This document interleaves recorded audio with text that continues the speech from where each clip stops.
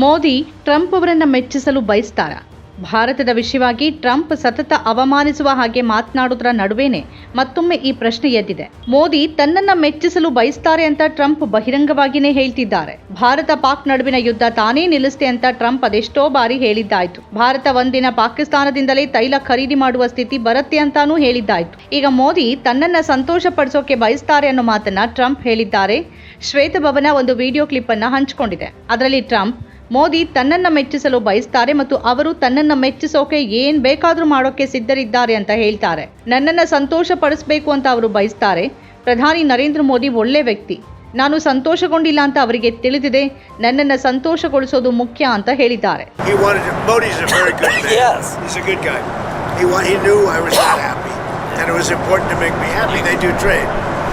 And we can raise tariffs on them very quickly and it would be people are afraid of that. ಅದು ಭಾರಿ ಕೋಲಾಹಲಕ್ಕೆ ಕಾರಣ ಆಗಿದ್ದು ಪ್ರತಿಪಕ್ಷಗಳು ಅದರ ಬಗ್ಗೆ ಪ್ರಶ್ನೆಗಳನ್ನೆತ್ತಿವೆ. ರಷ್ಯಾದ ತೈಲ ಸಮಸ್ಯೆಯನ್ನು ಬಗೆಹರಿಸಲು ಸಹಾಯ ಮಾಡಿದಿದ್ದಲ್ಲಿ ಭಾರತದ ಮೇಲಿನ ಸುಂಕ ಹೆಚ್ಚಿಸುತ್ತೇವೆ ಅಂತ ಟ್ರಂಪ್ ಏರ್ಫೋರ್ಸ್ 1 ಪ್ರಯಾಣದ ವೇಳೆ ಸುದ್ದಿಗಾರರೊಂದಿಗೆ ಹೇಳಿದ್ದಾರೆ. ಅವರು ಈ ಮಾತನ್ನ ಹೇಳುವಾಗ ಏರ್ಫೋರ್ಸ್ 1ನಲ್ಲಿ ಅವರ ಸ್ವಂತ ಪಕ್ಷದ ಸದಸ್ಯರಾದ ಯುಎಸ್ ಕಾಂಗ್ರೆಸ್ಸಿಗ ಲಿಂಡ್ಸೆ ಗ್ರಹಂ ಕೂಡ ಇದ್ರು. ಕೆಲ ದಿನಗಳ ಹಿಂದೆ ಭಾರತದಲ್ಲಿನ ಅಮೆರಿಕದ ರಾಯಭಾರಿ ವಿನಯ್ ಮೋಹನ್ ಅವರೊಂದಿಗೆ ಮಾತನಾಡ್ತಿದ್ದೆ ಅಂತ ಲಿಂಡ್ಸೆ ಗ್ರಹಂ ವಿವರಿಸಿದ್ರು. ವಿನಯ್ ಮೋಹನ್ ಅವರು ಭಾರತದಲ್ಲಿನ ಅಮೆರಿಕದ ರಾಯಭಾರಿಯೊಂದಿಗೆ ಮಾತಾಡ್ತಾ ಇದ್ರು ಮತ್ತವರು ಭಾರತ ಪದೇ ಪದೇ ಅಮೆರಿಕವನ್ನ ಹೇಗೆ ಸಂಪರ್ಕಿಸ್ತಾ ಇದೆ ಅನ್ನೋದನ್ನ ವಿವರಿಸ್ತಾ ಇದ್ರು. ಈಗ ನಾವು ರಷ್ಯಾದಿಂದ ನಮ್ಮ ತೈಲ ಖರೀದಿಯನ್ನ ಕಡಿಮೆ ಮಾಡಿದೀವಿ, ಅದರಿಂದ ದಯವಿಟ್ಟು ಸುಂಕವನ್ನ 25% ಕಡಿಮೆ ಮಾಡಿ ಅಂತ ಹೇಳ್ತಿದ್ರು. ಅಂದ್ರೆ ಟ್ರಂಪ್ ಅವರ ಕಾಂಗ್ರೆಸ್ಸಿಗರು ಭಾರತವನ್ನ ಅಪಹಾಸ್ಯ ಮಾಡ್ತಿದ್ದಾರೆ. ಭಾರತ ರಷ್ಯಾದಿಂದ ತೈಲ ಆಮದು ಮುಂದುವರಿಸಿರುವ ವಿಚಾರವಾಗಿ ಈ ಪ್ರತಿಕ್ರಿಯೆ ಕೊಡಲಾಗುತ್ತಿದ್ದ ಹೊತ್ತಲ್ಲಿ ಟ್ರಂಪ್ ಕೂಡ ಮುಂದೆ ಬಂದು ಮೋದಿ ನನ್ನನ್ನ ಮೆಚ್ಚಿಸಲು ಬಯಸ್ತಾರೆ, ಮೋದಿ ತುಂಬಾ ಒಳ್ಳೆ ವ್ಯಕ್ತಿ ಅಂತ ಹೇಳ್ತಿರೋದು ಕ್ಲಿಪ್ನಲ್ಲಿದೆ. ಭಾರತ ರಷ್ಯಾದ ತೈಲ ಖರೀದಿ ಮಾಡುವ ಬಗ್ಗೆ ನನಗೆ ಸಂತೋಷವಿಲ್ಲ ಅಂತ ಅವರಿಗೆ ತಿಳಿದಿತ್ತು, ಅವರು ನನ್ನನ್ನು ಮೆಚ್ಚಿಸಬೇಕಾಗಿತ್ತು. ಅವರು ರಷ್ಯಾದ ತೈಲವನ್ನು ಖರೀದಿ ಮಾಡೋದನ್ನು ಮುಂದುವರಿಸಿದ್ರೆ ನಾವು ಶೀಘ್ರದಲ್ಲೇ ಅವರ ಮೇಲೆ ಹೆಚ್ಚಿನ ಸುಂಕಗಳನ್ನು ವಿಧಿಸ್ತೀವಿ ಅಂತ ಟ್ರಂಪ್ ಹೇಳ್ತಾರೆ. So he put a 25% tariff on India for buying Russian oil. I was at the Indian ambassador's house about a month ago and all he wanted to talk about is how they're buying less Russian oil. Would you tell the president to relieve the tariff? This stuff works. So I'm hoping we'll bring the bill up and it's from 0 to 500. He picks the number. Nobody else does.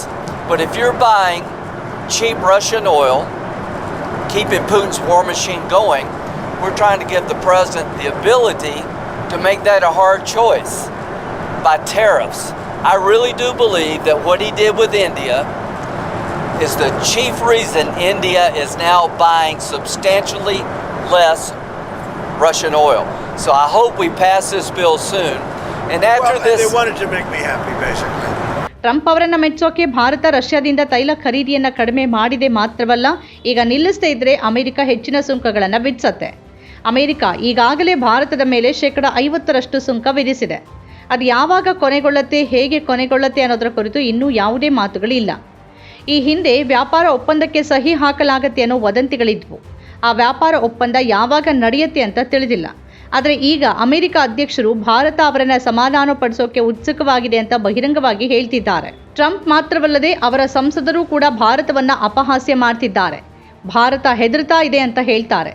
ರಷ್ಯಾದಿಂದ ತೈಲ ಖರೀದಿ ಮಾಡ್ತಿರೋದಕ್ಕಾಗಿ Ukraine ಜೊತೆಗಿನ ಯುದ್ಧ ತಡೆಯೋಕೆ America ಭಾರತದ ಮೇಲೆ ಸುಂಕಗಳನ್ನು ವಿಧಿಸಿತು. ಆದರೆ ಈಗ ವೆನಿಜುವೆಲಾದ ಮೇಲಿನ ಅಮೆರಿಕದ ದಾಳಿ ಅದರ ಬೂಟಾಟಿಕೆಗೆ ಜೀವಂತ ಉದಾಹರಣೆ. ಟ್ರಂಪ್ ಭಾರತ ಮತ್ತು ಮೋದಿ ಬಗ್ಗೆ ತುಂಬಾ ಹೇಳಿರೋದ್ರಿಂದ ಜನ ಇನ್ಮುಂದೆ ಅದನ್ನ ಕೇಳೋಕೆ ಬಯಸೋದಿಲ್ಲ. ವಿರೋಧ ಪಕ್ಷಗಳು ಈ ವಿಷಯದ ಬಗ್ಗೆ ಪ್ರಶ್ನೆಗಳನ್ನೆತ್ತಿವೆ ಮತ್ತು ಸರ್ಕಾರದ ವಿರುದ್ಧ ವಾಗ್ದಾಳಿ ನಡೆಸಿವೆ. ವೆನಿಜುವೆಲಾ ಮೇಲಿನ ದಾಳಿಗೆ ಸಂಬಂಧಿಸಿ ಭಾರತದ ಅಧಿಕೃತ ಹೇಳಿಕೆ ವಿದೇಶಾಂಗ ಸಚಿವಾಲಯದಿಂದ ಬಂದಿದೆ. ಈ ಇಡೀ ಹೇಳಿಕೆಯಲ್ಲಿ ಎಲ್ಲೂ ಅಮೆರಿಕದ ಉಲ್ಲೇಖ ಇಲ್ಲ, ಅಮೆರಿಕ ಎಂಬ ಪದವನ್ನ ಉಲ್ಲೇಖ ಮಾಡಲಾಗಿಲ್ಲ. ಕಾಂಗ್ರೆಸ್ ಪಕ್ಷದ ನಾಯಕಿ ಸುಪ್ರಿಯಾ ಶ್ರೀನೇತ್ ಈ ಬಗ್ಗೆ ಪ್ರತಿಕ್ರಿಯಿಸಿ, ಭಾರತ ಸರ್ಕಾರ ವೆನಿಜುವೆಲಾ ಮೇಲಿನ ದಾಳಿ ವಿಷಯದಲ್ಲಿ ಅಮೆರಿಕವನ್ನ ಉಲ್ಲೇಖಿಸಿಲ್ಲ ಮತ್ತು ಅಮೆರಿಕ ಅಂತಾರಾಷ್ಟ್ರೀಯ ಕಾನೂನನ್ನ ಸ್ಪಷ್ಟವಾಗಿ ಉಲ್ಲಂಘಿಸಿದೆ ಅಂತ ಹೇಳಿದ್ದಾರೆ. Trump stands there sniggering, humiliating, making fun of India. The US senator standing right next to him claims that the Indian ambassador is begging him to please Trump. Trump, on the other hand, asserts in the same conversation that Modi has actually reduced the Russian oil imports under US pressure to make Trump happy. I mean, these brazen bullies are mocking my country, but not a word from India's Prime Minister, not a squeak from Prime Minister Narendra Modi. What have you reduced our country to? The reality is that Narendra Modi is a coward, a weak man who cannot stand up to bullies to defend India's honor. And that is what needs to be said.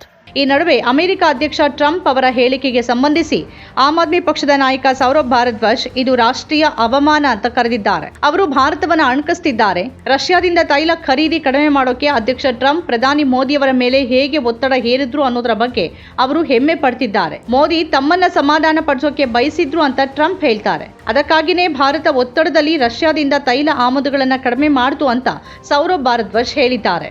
America ಅಧ್ಯಕ್ಷರು ಮತ್ತು ಅವರ ಪಕ್ಷದ ಸಂಸದರು ಭಾರತದ ಬಗ್ಗೆ ಇಂತಹ ಅವಹೇಳನಕಾರಿ ವಿಷಯಗಳನ್ನು ಬಹಿರಂಗವಾಗಿ ಹೇಳ್ತಿದ್ದಾರೆ. ಆದರೆ ಭಾರತದಿಂದ ಯಾವುದೇ ಹೇಳಿಕೆ ಬಂದಿಲ್ಲ. ಈ ಬೆಳವಣಿಗೆಯ ನಂತರ ಕಾಂಗ್ರೆಸ್ ಬೆಂಬಲಿಗರು ರಾಹುಲ್ ಗಾಂಧಿ ಅವರ ಹೇಳಿಕೆಯೊಂದನ್ನು ವೈರಲ್ ಮಾಡೋಕೆ ಪ್ರಾರಂಭಿಸಿದ್ದಾರೆ. ಅದು ಭಾರತ ಅಮೆರಿಕದಿಂದ ತುಂಬಾ ಒತ್ತಡ ಎದುರಿಸಿದ್ದ ಸಮಯ. ಇಂದಿರಾ ಗಾಂಧಿ ಅವರು ಪ್ರಧಾನಿಯಾಗಿದ್ರು. ಅಮೆರಿಕ 7ನೇ ನೌಕಾಪಡೆ ಬರಲಿದೆ ಅಂತ ಹೇಳಿದಾಗ ನನಗೆ ಭಯ ಇಲ್ಲ, ಭಾರತಕ್ಕೂ ಭಯ ಇಲ್ಲ ಅಂತ ಇಂದಿರಾ ಗಾಂಧಿ ಹೇಳಿದ್ರು. 1971ರ ಯುದ್ಧದ ಹೊತ್ತಲ್ಲಿ 7ನೇ ನೌಕಾಪಡೆ ಬಂದಿತ್ತು.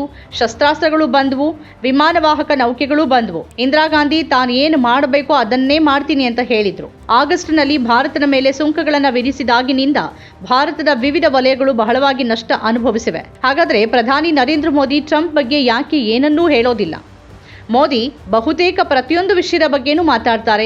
ಸಂಸತ್ತಿನ ಒಳಗೆ ಮತ್ತು ಹೊರಗೆ ವಿರೋಧ ಪಕ್ಷವನ್ನ ಟೀಕಿಸೋಕೆ ಮೋದಿಗೆ ಸಾಕಷ್ಟು ಸಮಯ ಇದೆ. ಹಾಗಾದ್ರೆ ಟ್ರಂಪ್ ಮೋದಿ ಮತ್ತು ಭಾರತದ ವಿರುದ್ಧ ಬಳಸ್ತಿರುವ ಭಾಷೆಯ ಬಗ್ಗೆ ನರೇಂದ್ರ ಮೋದಿ ಯಾಕೆ ಏನನ್ನೂ ಹೇಳೋದಿಲ್ಲ? ಅವರ ಇಡೀ ತಂಡವೇ ಮೌನವಾಗಿದೆ, ಇಡೀ ಬಿಜೆಪಿ ಮೌನವಾಗಿದೆ. ಇದರಿಂದ ಯಾರಿಗೂ ಅವಮಾನ ಆಗ್ತಾ ಇಲ್ವಾ? ನಮ್ಮ ಕಾರ್ಯಕ್ರಮಗಳನ್ನು ನೀವು ನೋಡ್ತಾ ಇದ್ರೆ ನಮ್ಮ ಚಾನೆಲ್ ಅನ್ನ ಸಬ್ಸ್ಕ್ರೈಬ್ ಮಾಡಿ, ಪಕ್ಕದ ಬೆಲ್ ಐಕಾನ್ ಒತ್ತಿ ನಮ್ಮನ್ನ ಬೆಂಬಲಿಸಿ. ಹಾಗೆ ನಮ್ಮ ಕಾರ್ಯಕ್ರಮಗಳನ್ನ ಲೈಕ್ ಮಾಡಿ, ಕಮೆಂಟ್ ಮಾಡಿ, ಅದನ್ನ ಬೇರೆಯವರಿಗೂ ವಾಟ್ಸ್ಆಪ್ ಮೂಲಕ ಶೇರ್ ಮಾಡಿ. ನೀವು ಹೀಗೆ ಮಾಡಿದಾಗ ನಮ್ಮ ಚಾನೆಲ್ ಇನ್ನಷ್ಟು ಮತ್ತಷ್ಟು ಜನರಿಗೆ ತಲುಪಲು ನೀವು ನಮ್ಮೊಂದಿಗೆ ಸಹಕರಿಸಿದ ಹಾಗಾಗುತ್ತೆ. ಇದು ನೀವು ಯಾವುದೇ ಖರ್ಚಿಲ್ಲದೆ ಕೆಲವೇ ಸೆಕೆಂಡುಗಳಲ್ಲಿ ನೀಡಬಹುದಾದ ಸಹಕಾರ. ಧನ್ಯವಾದಗಳು.